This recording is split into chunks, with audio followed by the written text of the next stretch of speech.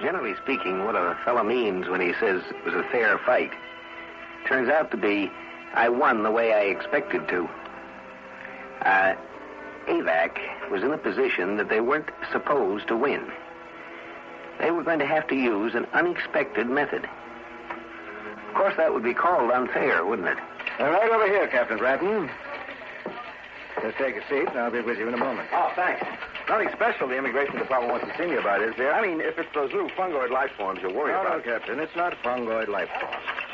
Let's see. Your ship just arrived here at Terra an hour ago. Yes, we docked at LaGuardia Field at 4 p.m. In fact, I haven't even had time Has your crew left the ship yet? No, sir. After all, I am conscious of the great responsibility we intersystem cargo carriers have regarding the importation of non-terrestrial toxins and microbodies in the cellular life. Captain, I'm not a bacteriologist.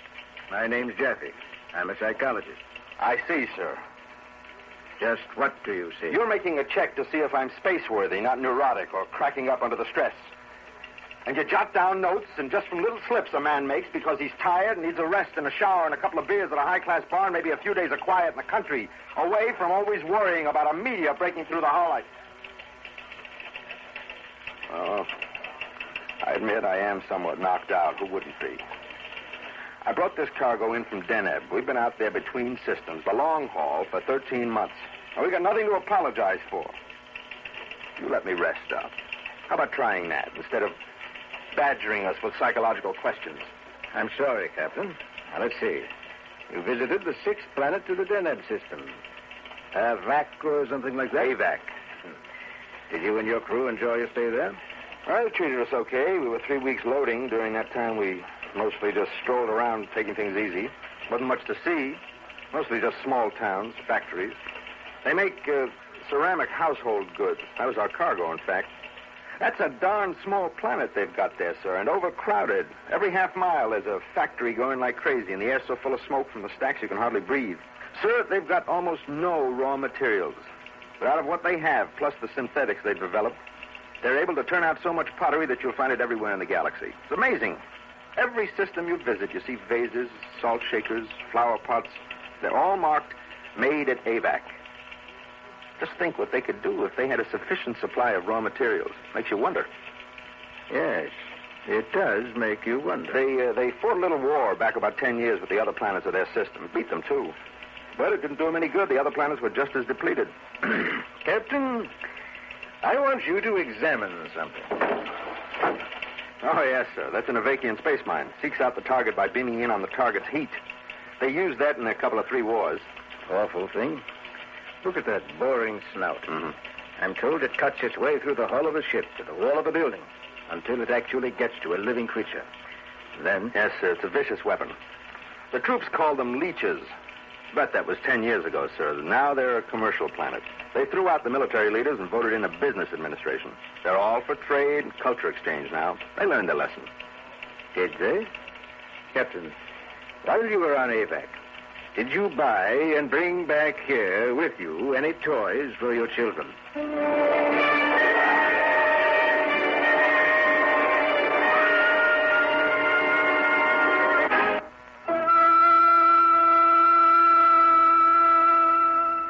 Just as a fair fight hasn't been well defined, neither is the concept toy. Take a portable typewriter, for instance. Is this a toy for a child? Or is it the working tool of a newspaper reporter? It isn't really what the thing is, but how you think about it, what you intend to do with it. What is a toy? A toy for children. While you were on Avack, did you buy and bring back here with you any toys for your children? Well, as a matter of fact... I'd like to see what toys you bought on Avack. Let's have a look. Well, they're back on the ship in my cabin. Captain, I'd like you to glance at this particular toy. It showed up a month or so ago. Possibly you saw something like it in the store in Avack. It looks like an ordinary set of model soldiers to me. British Grenadiers, I guess. Very authentic, too. Gosh, look at the detail on the uniforms. Yes, it's amazing. You'd think they were real. Genuine British soldiers of centuries ago, standing 3 inches high. And their cannons. You'd almost expect those cannons to fire, wouldn't you? Fine workmanship. Well, Captain, The cannons do fire. No kidding. I'll show you. I'm using now what is called a ramrod. Ramming the powder and shot in. Just a second. There. Now it's ready. They must use watchmaker's tools, microscopic precision. I'll fire it out the window. Ready? Ready.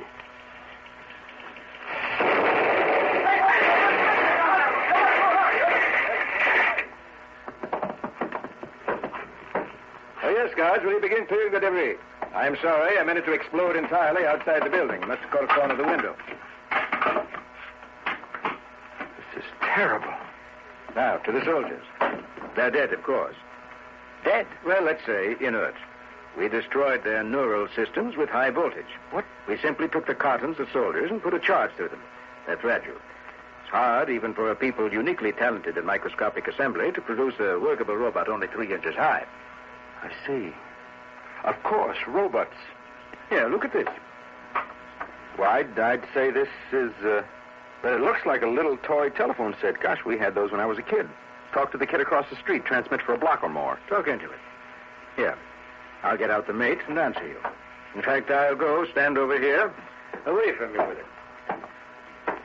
Okay, Captain, can you hear me? I hear you, sir. Say something foul. Sir? You're a spaceman. Think of the foulest oath you can remember. Say it into the phone. Okay, sir. You know, sir, it's the darndest thing. I guess I must be nervous. I can't. Try. I can't, sir. I can't think of anything foul. All right. That's what I wanted to show you, Captain. The phone acts to inhibit the speech center of persons near it. Sort of damper. Actually, the technique was known to us. We used it during World War III, during brain-cleansing therapy. You know, obliterating hostilities from the minds of enemy prisoners. Sure. But to incorporate it into a child's toy. You see, Captain, a child exposed to this mechanism over a long period of time would develop a docility, a passivity, an inability to feel angry or aggressive. In other words... Brain cleansed. Now look at this. What, seems to be... Yes, it's one of those question and answer games. You get a buzz if you guess the right answer. I'll fit a question sheet over the terminals. With this toy, the child develops a rudimentary knowledge of natural facts on a variety of topics. And let's see. This top sheet consists of questions on growing plants and flowers. Yeah, well, let's try something different. All right. How about great composers? No, I think I'd like to try this sheet titled The Human Body. I used to know something about that. I took a college correspondence course in biology during a long trip out. Very well. I'll plug in question 3. The digestive system breaks down protein foods into what simple molecule? Amino acids. Answer number 9. Plug the answer wire onto the number 9 terminal. I agree. Amino acids is right. Well, what's the matter then? It works normally. Now try it the way we started. Question 3 with answer 9. You won't get a buzz this time. Well, but we did get a buzz, and it's right. Yes, we got a buzz before, but we won't get one now. See, Captain, there's a circuit in this thing that randomizes the buzz. The child, using this so-called educational toy, will get correct answers to start with. Then the randomization sets in, and before he is sure enough of his own knowledge to contradict it, his meager fund of accurate facts will be gradually distorted, not wiped out, but altered more and more, until he is confused. Well, but why? So he'll be convinced that there is no such thing as a correct answer. And now I'd like to see the toys you brought back with you. Let's go to your ship and have a look at them.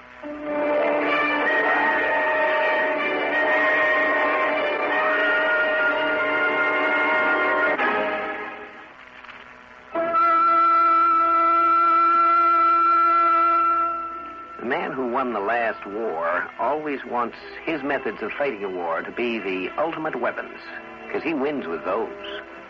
But what is the real ultimate weapon?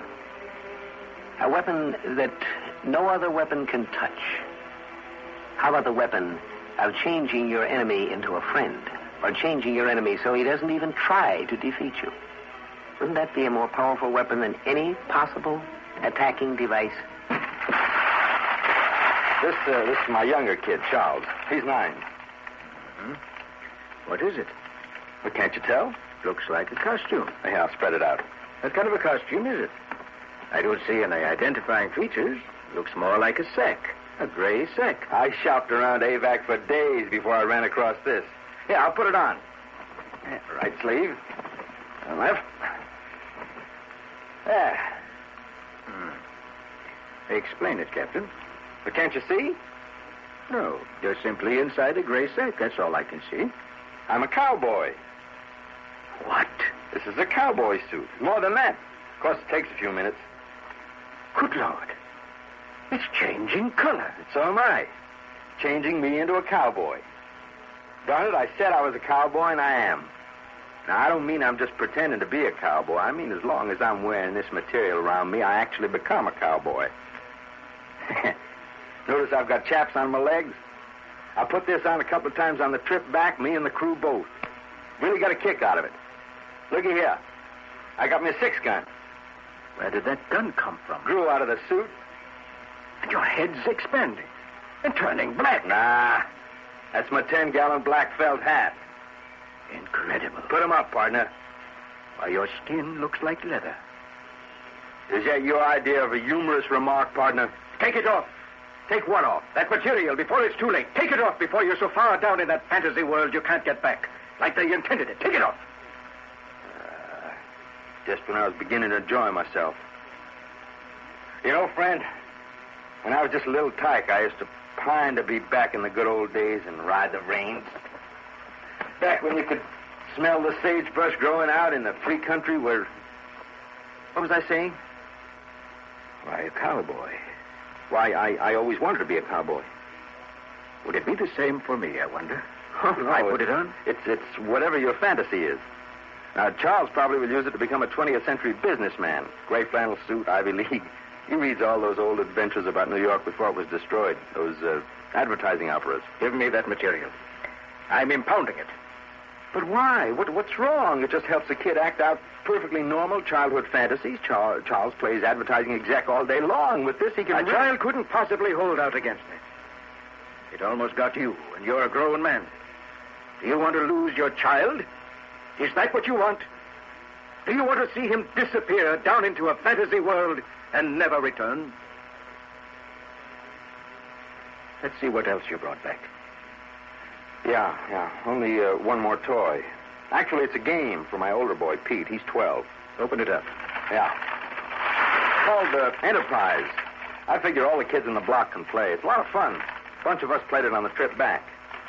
Can 2 play? Mm-hmm. 2 players up to 8. Very well, let's play. Each player buys shares with money borrowed from the other players. Now, at any time, a creditor can demand payment either in shares or in money. But as soon as a player ceases to extend credit, he must show what shares he holds. He has to show which groups he's been able to get control of. From then on, he has to bid out in the open, with everyone else knowing what he's got shares in.